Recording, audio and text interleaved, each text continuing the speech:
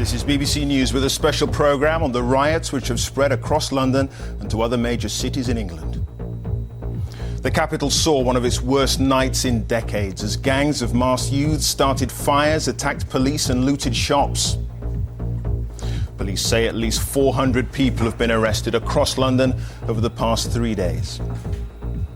This is the scene live over the skies of London, where a major clean-up operation is now underway. The Prime Minister has cut short his holiday to chair a meeting of the Cobra Emergency Committee. British policing has always meant and always depended on the support and help of local communities, and that's what we need now. We'll have a live statement from the Prime Minister shortly on how the government plans to restore order to the streets. For the first time, the trouble has spread beyond the capital to other major English cities, with 100 arrests in Birmingham alone. Shop owners are counting the cost as they become the target of looters, with many stores entirely stripped of their contents. And even football has been affected. The tomorrow's friendly between England and the Netherlands has been called off.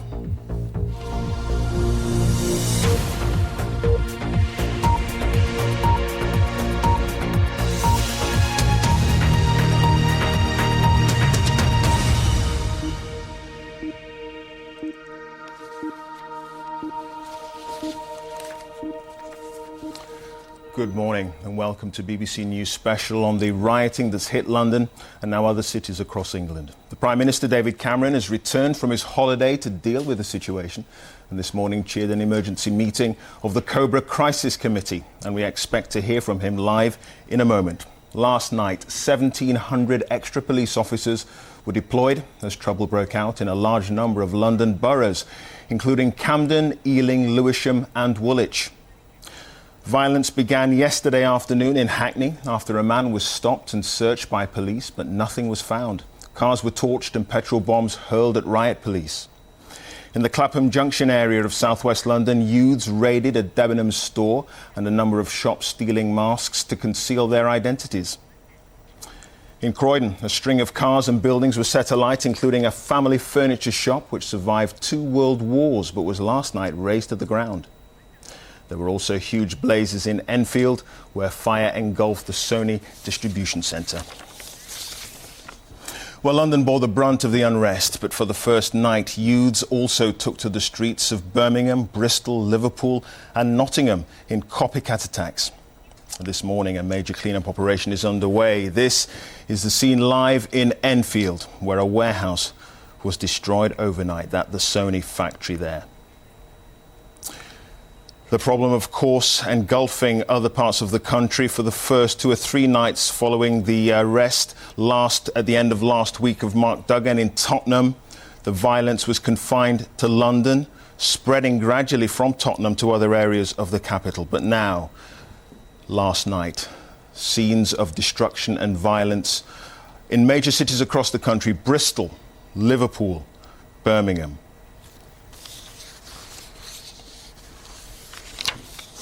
OK, for more on the riots in the capital, let's talk to Adam Fleming, who's in Ealing. Sophie Hutchinson is in Clapham.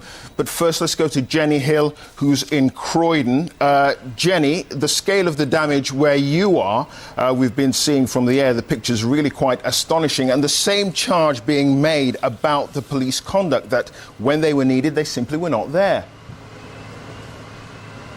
Absolutely. I think just take a look at the scene behind me and you get immediately a sense of what it must have been like here last night. There are scores and scores of people who live and work in the area who've turned up just at the police cordon here, and many of them are asking exactly that question: why didn't the police stop this from happening?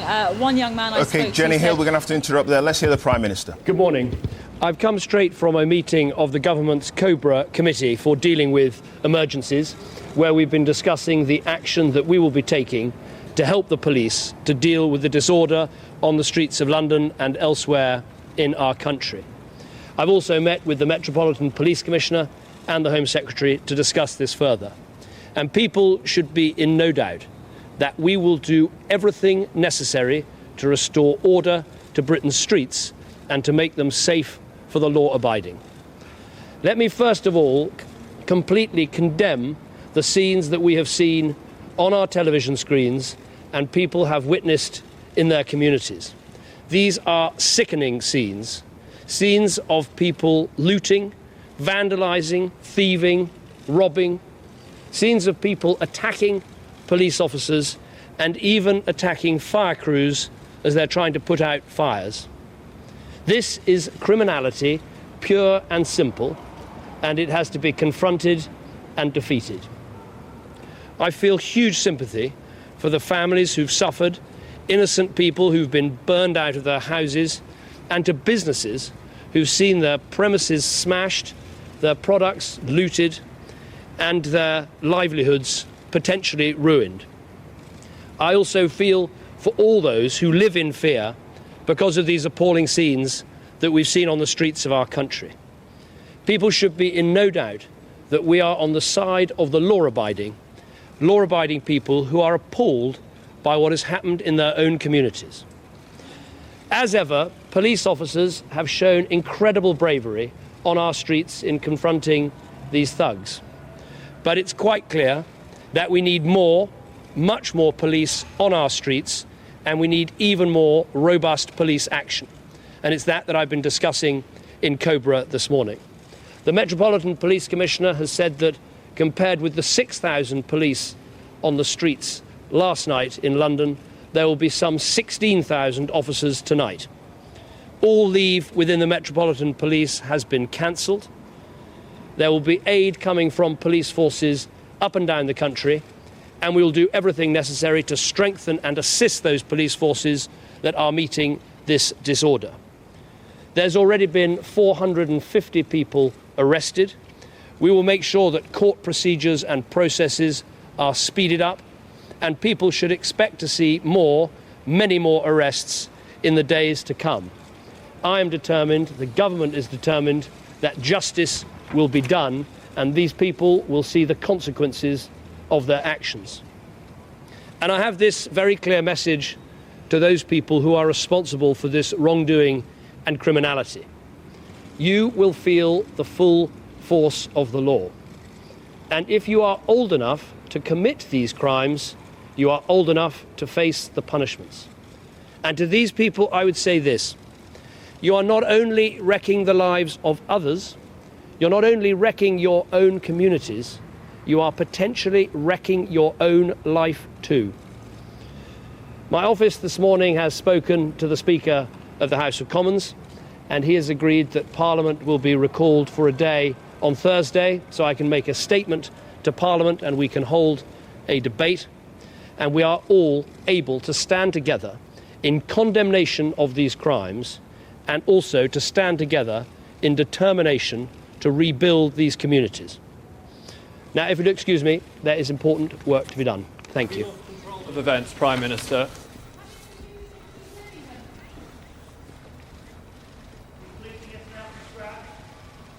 The Prime Minister there giving his first statement on the crisis of the last few nights. He condemned the scenes of violence that he says everyone's been watching on their television screens. He said they were sickening, the scenes of looting, theft, robbery and attacks on fire crews. He said that this was pure criminality, pure and simple, and it has to be defeated. He said law-abiding citizens were appalled by what was happening, and that he praised the police for the work that they were doing in trying to deal with all the problems. He said that tonight there will be 16,000 officers on the streets of London. All police leave has been cancelled, and reinforcements will be coming from other parts of the country. And interestingly, the Prime Minister also made it clear that Parliament will be recalled for one day on Thursday from its summer recess, so that he can make a statement and so that everyone, all parliamentarians, can stand together in dealing with this crisis. Let's talk to our correspondent now, Norman Smith, who is outside Downing Street now. Norman, the Prime Minister, it was a difficult situation for him. He had to be seen to be taking control of this problem because, frankly, for many people, it's the rioters and looters who've been in control. Yes, what we heard from the Prime Minister, I think, was, as expected, the words of support and sympathy for those who've seen their houses burnt and businesses destroyed, a promise to confront the looters and to take them on. But in terms of concrete measures, the two things we got was, one, a radical increase in the number of police officers who will be on the street tonight, an increase from 6,000 to 16,000 with all police leave cancelled. So clearly the strategy is to try and swamp potential problem areas, to try and dampen down any rioting that may or may not take place tonight. And secondly, as we heard, Parliament will be recalled on Thursday so the Prime Minister can make a statement to the House. Now, what is interesting about that is David Cameron has held back from the more, if you like, extreme measures which were being canvassed. For example, suggestions of possibly bringing the army in or potentially imposing a curfew or maybe even using water cannon. And my impression is that the government has been very much led by the police, what the police feel is necessary. And they clearly feel it is an issue of police resources. If they've got the manpower, they seem to think they can quell the disturbances, and there is no need to go for more extreme measures such as bringing in the army or imposing curfews. All right, we'll leave there. Norman Smith, outside number 10. Many thanks. Well, let's take stock of where we are now after 3 days of rioting in London and elsewhere. Our security correspondent Gordon Carrera reports on another night of violence, looting and mayhem. Scenes of chaos and devastation. Sights no one had predicted and which have shocked the country.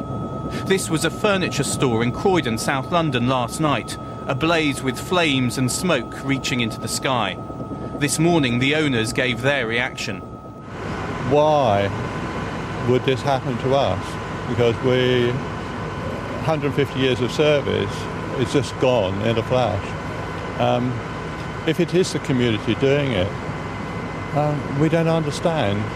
It's not comprehensive. There must be something completely wrong in the system of the country that allows this to happen. Yesterday there was trouble in the afternoon in Hackney. In broad daylight there were running battles between youths and police. This wave of violence began following the death of this man, Mark Duggan, on Thursday in Tottenham. He was shot by police in circumstances still unclear. Protests began locally at his killing with a march to the police station, but tension boiled over into violence, which has spread across London and now to other cities. These have been the worst scenes of violence and disturbance on our streets for many, many years. And this sort of violence, this level of criminality, this thuggery, this looting, this theft is completely unacceptable. We can deal with it. We can deal with it with robust policing, with good use of intelligence, but also with the help and support of local communities. There now appears little unifying the violence, other than a desire to cause damage and to steal. It's led to football games being called off, including the England friendly tomorrow at Wembley, and it's less than a year until London is due to host the Olympics. This unverified footage put up on YouTube appears to show an injured young man being initially helped by others, before they decide to steal what they can from his rucksack.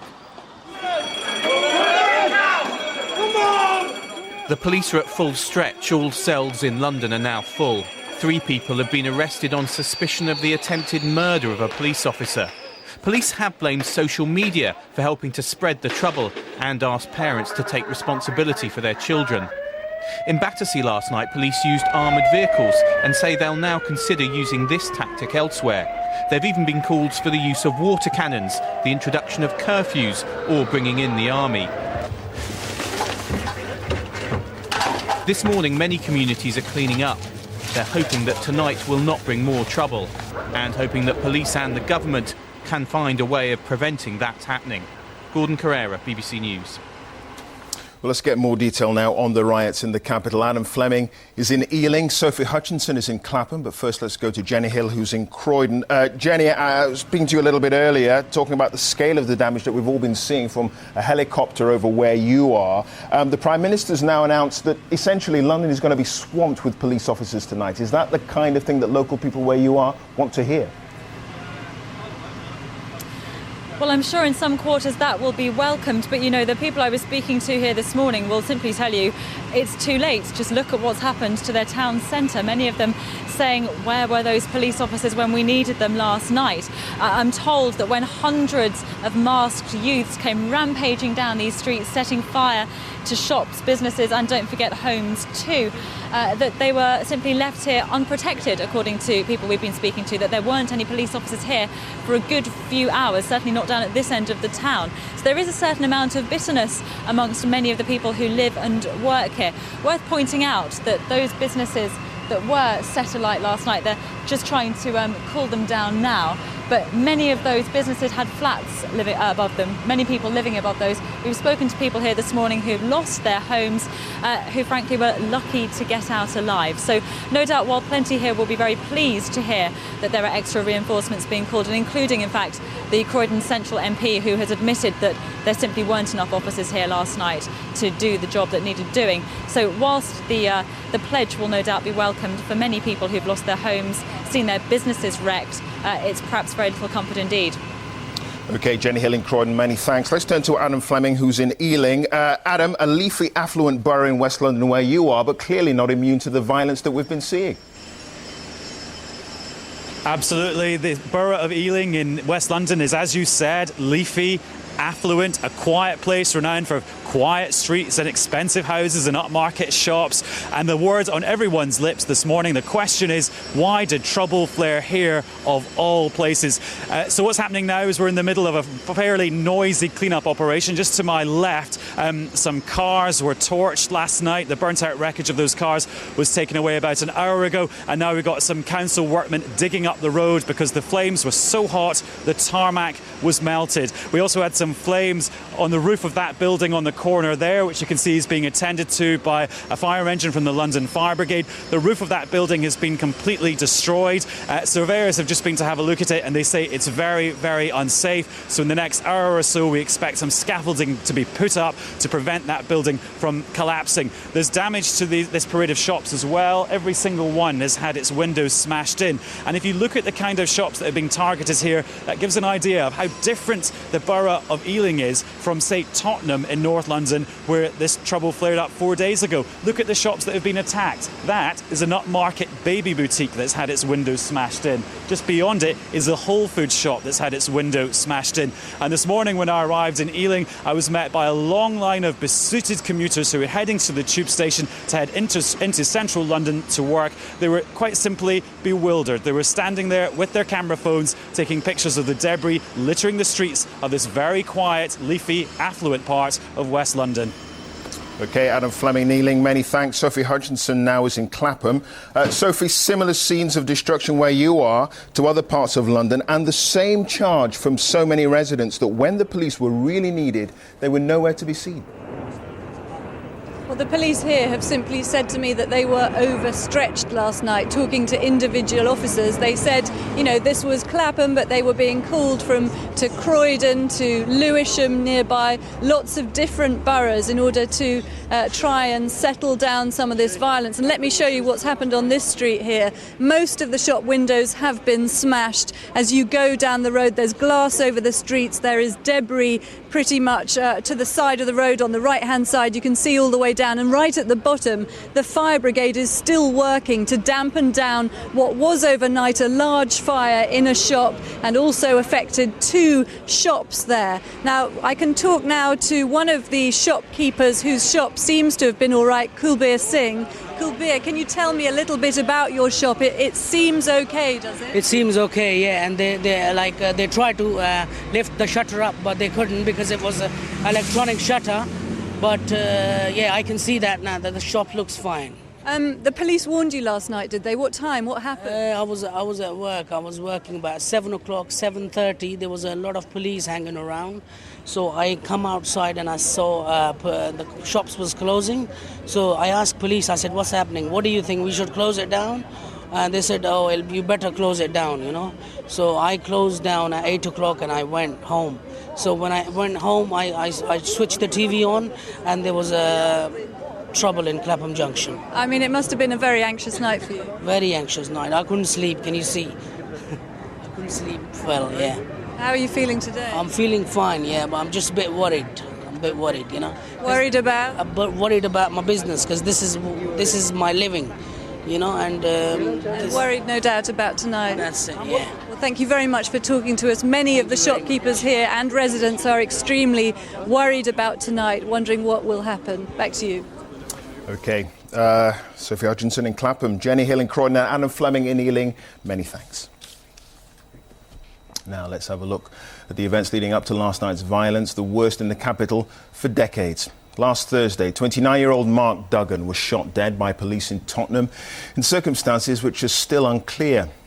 On Saturday evening, peaceful demonstrations in Tottenham turned violent when 2 police cars were set alight. Hundreds gathered in the High Road and riots broke out. Several buildings and a double-decker bus were set on fire.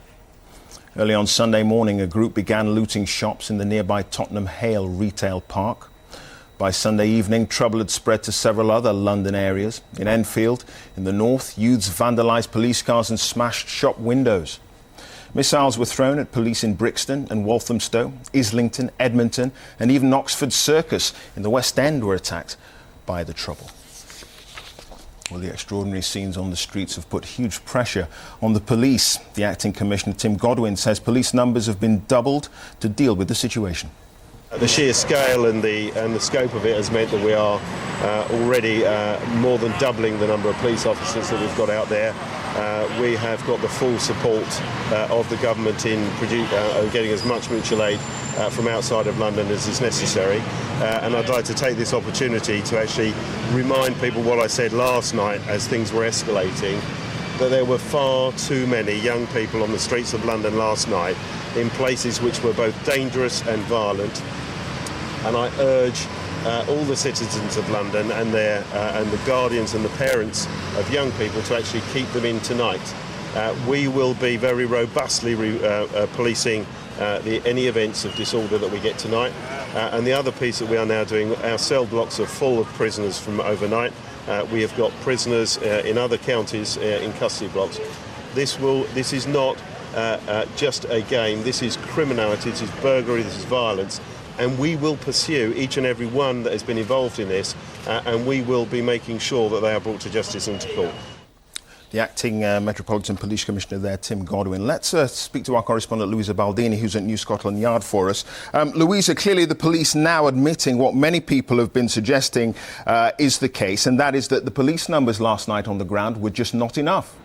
Yeah, 6,000 police officers were down on the ground. Many of them had been drafted in from forces across the country, 9 forces, I understand, as well as the British Transport Police and the City of London Police. But there was simply not enough officers to help. And in fact, the Metropolitan Police has admitted that this morning. The Assistant Deputy Commissioner, Stephen Kavanagh, said that the force was stretched beyond belief in a way never experienced before. And then in a further statement, the Met said last night was the worst seen in current memory for unacceptable levels of widespread looting, fires and disorder. And it's interesting that up until about an hour ago, the number of officers being promised by the Met for the next 24 hours was 13,000, and that has already been revised and increased to 16,000. So many more officers than we saw last night. Nevertheless, quite a considerable number of arrests were made last night, over 200 here in the capital, bringing the total over the last 3 days to over 450 arrests. But now all the prison cells here in London are full, and so prisoners are having to be taken to police stations outside the capital. OK, Louisa Baldini at New Scotland Yard, many thanks. Well, let's talk to our Home Affairs correspondent, Danny Shaw, who's in the studio with me now. Let's look at some of the criticism that the police are facing at the moment here in London. First of all, a lack of leadership at the top. Crisis because, of course, we know that the Commissioner has resigned and the Acting Commissioner has resigned as well. Well, we've had 2 resignations. Sir Paul Stevenson, the Commissioner, and then John Yates, the Assistant Commissioner, resigned. That meant that Tim Godwin had to step up. Then you had a new person to come in, Bernard Hogan-Howe, as the Deputy Commissioner. That has obviously created some uncertainty, some turbulence at the top, at a time when some of those people will be going for the job of Metropolitan Police Commissioner. So in the middle of all this, you then have the worst scenes of violence, that the Metropolitan Police has ever experienced, certainly in recent memory, which is exactly probably what the leadership team at the Metropolitan Police, just as they've been reorganising, don't want. So it's possible that some of the problems that surfaced on Saturday, when police were caught on the hop, may have, had been worsened by the fact that you had some uncertainty, certainly at the top of the Met, because of these changing personnel, changing roles and so on. Some are saying, of course, that how could they have got it so wrong over the last couple of nights? I mean, 6,000 officers on the ground last night, clearly not enough to deal with the situation. I think it has just caught them completely by surprise. I mean, what we've seen before is there have been riots or disturbances in one particular place that have perhaps been followed by disturbances in the same location, and police have been able to deal with that kind of event. They've been able to deal with protests before, although obviously they've had some difficulties, but this is something on a completely different scale where outbreaks of disorder are breaking out all over the capital. And that is why I think that it is being felt that the police have to take the streets back. The only way that they can do that is by increasing the number of officers. We're seeing it going up tonight from 6,000 to 16,000. They have tactics at their disposal. They have, if they wanted to, they could use police plastic baton rounds, for example. Hasn't been used before. They could get authorisation for that. That's one possibility. All right, we'll leave it there. Danny Shaw, Home Affairs correspondent, many thanks. Well, Simon Reid is Vice Chairman of the Police Federation of England and Wales. He's in our central London studio now. Thanks very much indeed for joining us. 16,000 police officers are now going to be on the ground in London tonight. Is that going to be enough, do you think? Well, it has to be. That's their officers being pulled in from all around the country now. So huge numbers of officers. I'm sure they've made the calculation. They know what happened last night. So let's hope it is.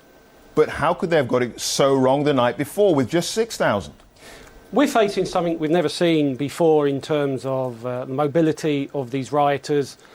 London is a huge city, so it's gone from the north, it's gone right across London. It's very difficult to get all those resources in the right place at the right time. But I think what it does show is the fragility that we have now with social unrest in this country, where very quickly it can escalate to the degree it has. And now is the time for the government to take the opportunity to say, let's stop these 20% cut. Let's have a real look at what policing is about and how we do it, because they're on the taking big steps to doomsday here if they carry on with these cuts. OK, let's not get into the cuts debate at the moment.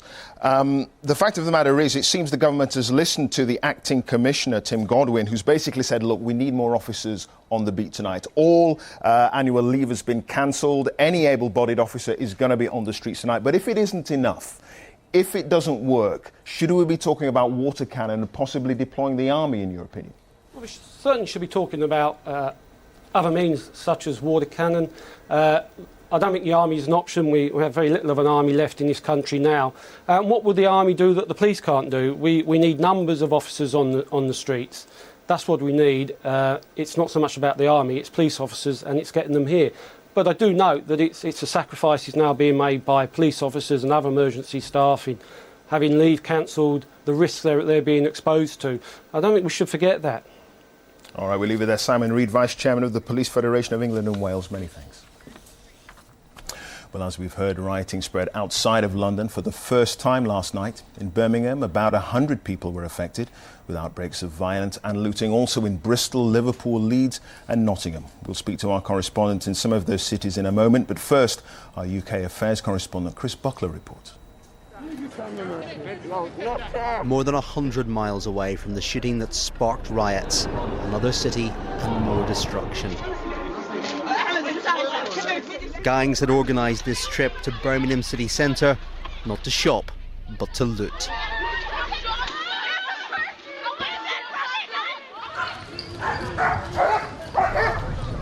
But what seemed to start in a shopping centre quickly moved out. Streets in flames. In many ways, this was a mirror of London. Police have called this copycat rioting.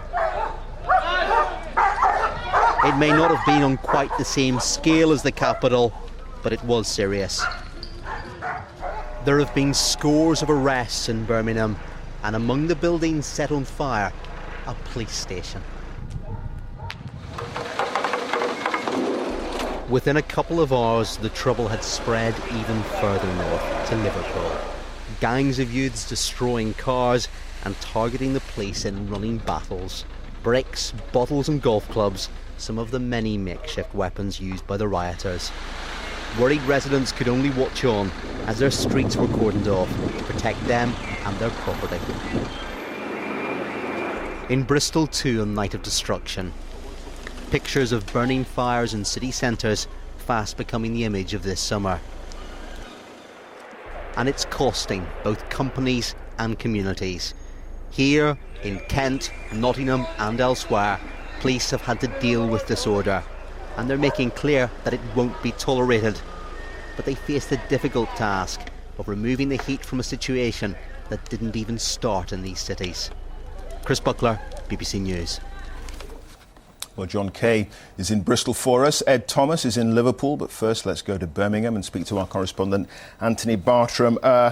Anthony, local people talking about a terrifying hour last night, apparently, while the rioters and looters were roaming unchecked. Absolutely. Of course, the first call that the police had to trouble was in the city centre, where that looting was going on quite blatantly around the Bullring. But then it seemed to shift out to communities like this one in Handsworth. And yes, they did talk about an hour before they arrived here in numbers and really got to grips with people who came here to loot. This is the local Lloyd's TSB, and very much the smell of last night's riot and the arson attacks hanging in the air. That's what's left of the cash machines. And let's bring in Wasim Zafar, local city councillor.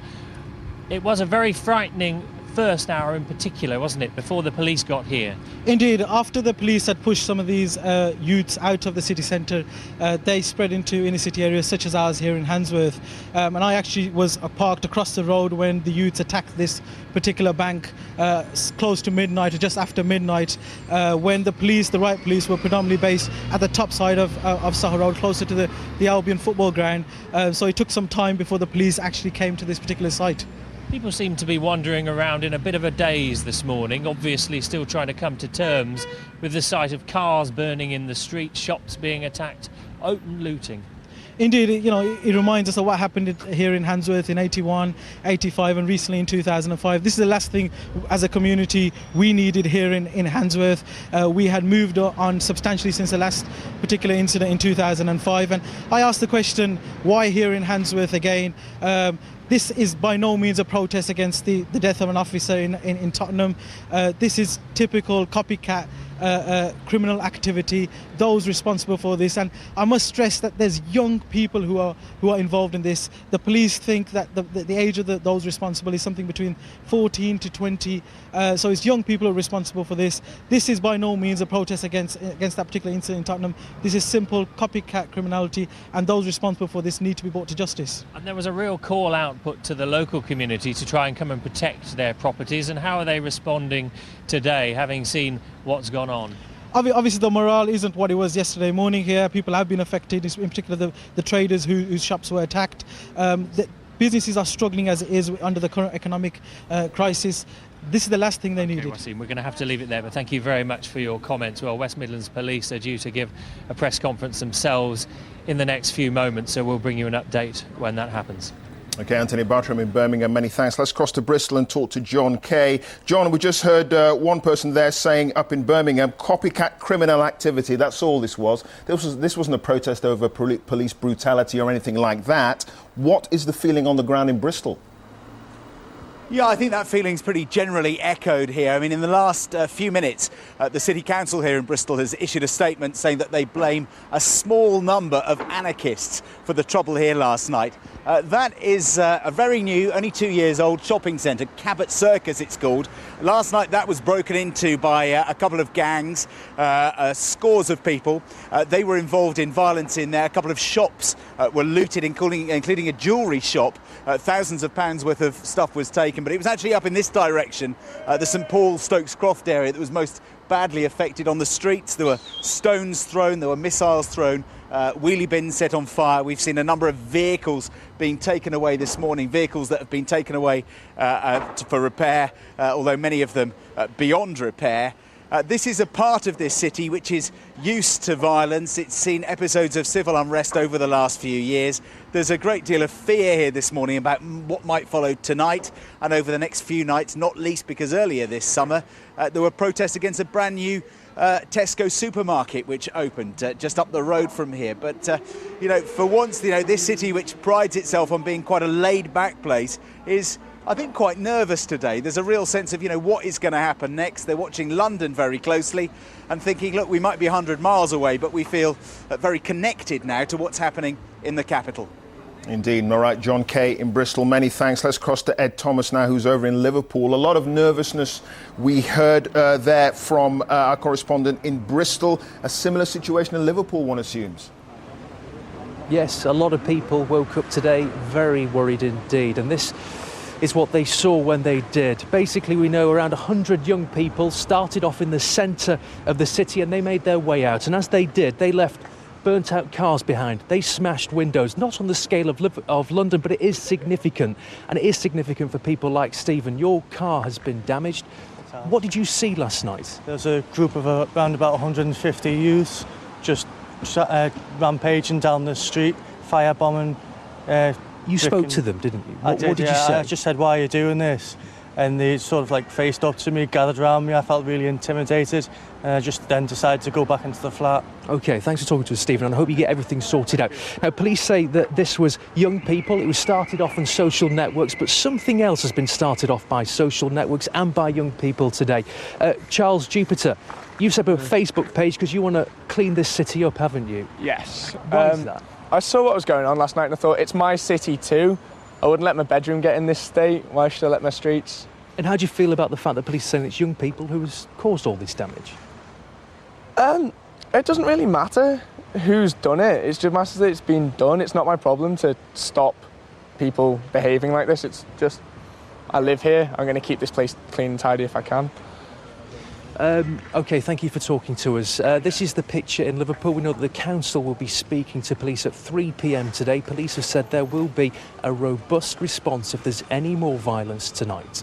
OK, Ed Thomas in Liverpool, John Kay in Bristol and Anthony Bartram in Birmingham. Many thanks.